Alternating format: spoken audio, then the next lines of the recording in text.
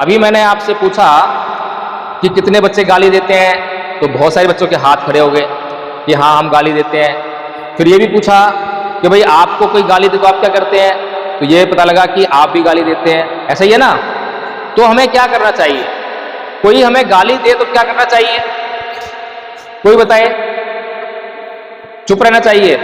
वो तो कायरता हो जाएगी, कायरता अच्छी नहीं होती है। समझाना चाहिए, उससे पूछना चाहिए कि भाई ऐसा तो पागल है नहीं कोई भी है जो हमें बिना बात के गरियाएगा। ऐसा कोई पागल होता है क्या? जरूर कुछ ना कुछ कारण हुआ होगा, और मुझे गाली दे रहा है तो जरूर कुछ मेरे से ही गलती हुई होगी। इसकी संभावना अधिक है कि जरूर मुझसे कुछ गलती हुई होगी, इसीलिए वो गाली दे रहा है। तो हम अपनी गलती को जानने के बजाय क्या करते हैं? उसको गरियाने लगते हैं, उसको गाली देने लगते हैं। तो अभी हमें क्या करना है? अभी हमें यह करना है, जब कोई हमें गाली दे तो हमें क्या करना है? उससे पूछना है। हमें तो पता नहीं ना, उससे पूछे कि भाई क्या गलती होगी मेरे से जो मेरे को गाली दे रहे हो, मुझे बताओ कि मेरे से क्या गलती हुई है, ताकि मैं वो गलती को दूर कर लूं। और जब गलती को दूर करूंगा तो मेरा क्या होगा? फायदा और नुकसान होगा? मेरा फायदा होगा ना।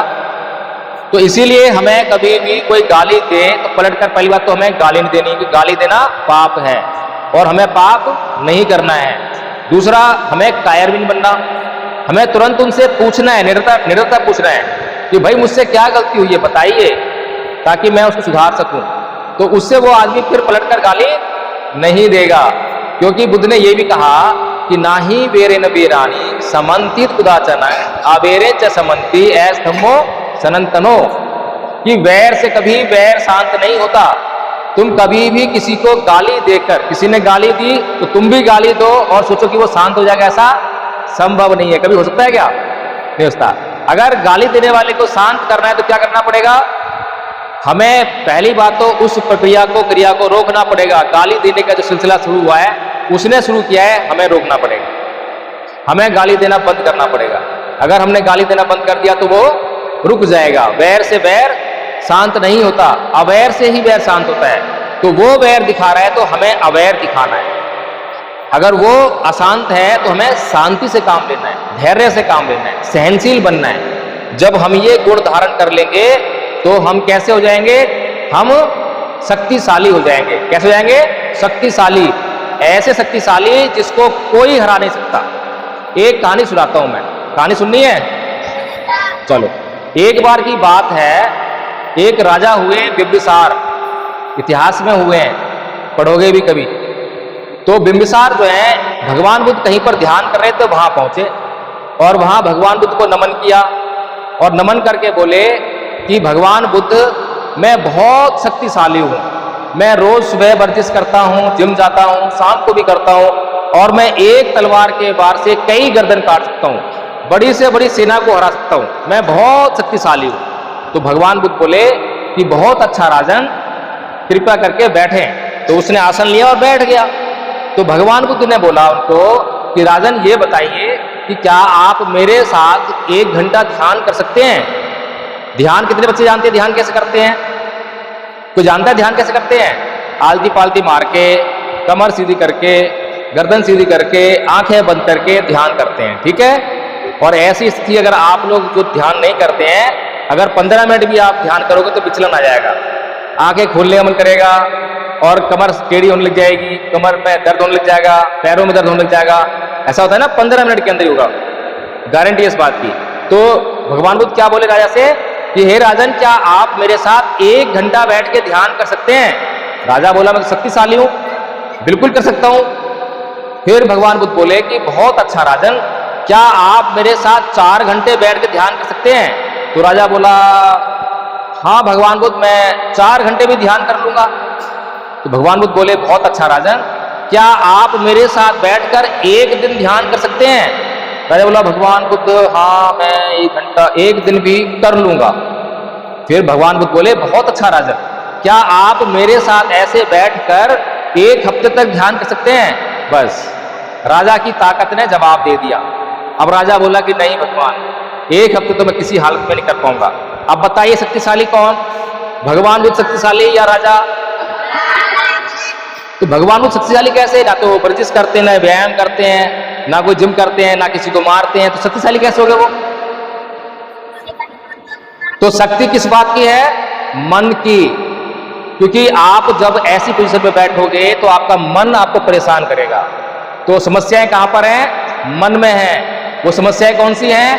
काम, क्रोध, मोह, लोभ, द्वेष, तृष्णा, ईर्ष्या, राग, ये सब समस्याएं हैं।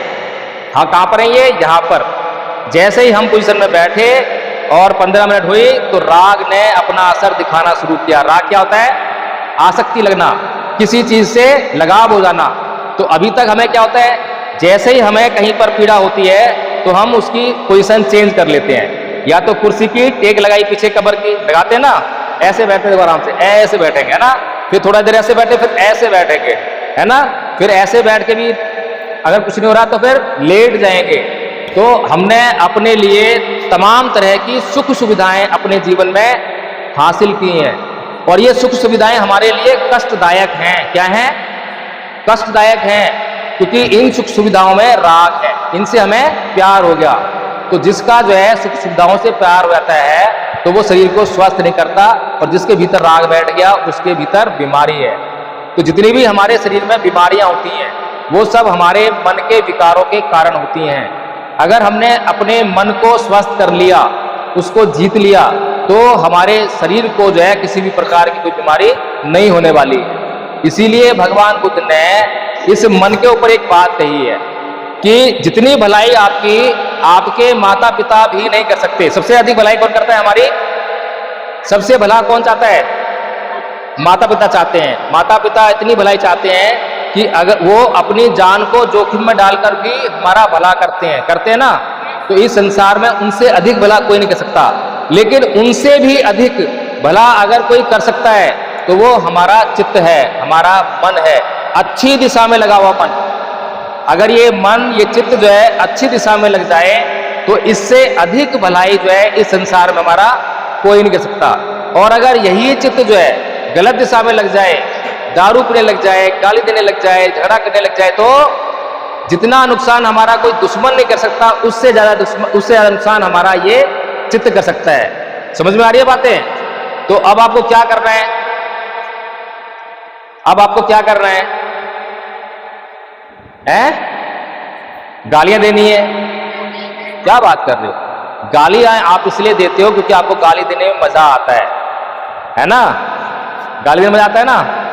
अच्छा, हिंसा करनी है, लड़ाई झगड़ा करना है आपको? क्यों नहीं करोगे? इसमें भी आपको मजा आता है। ये जो सारे काम, जो पाप कर्म है, इन सबको करने में हमें बड़ा आनंद आता है।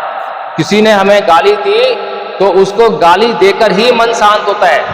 बिना उसको गाली दिए हुए हमारा मन शांत नहीं होता, हमें चैन ही नहीं पड़ता।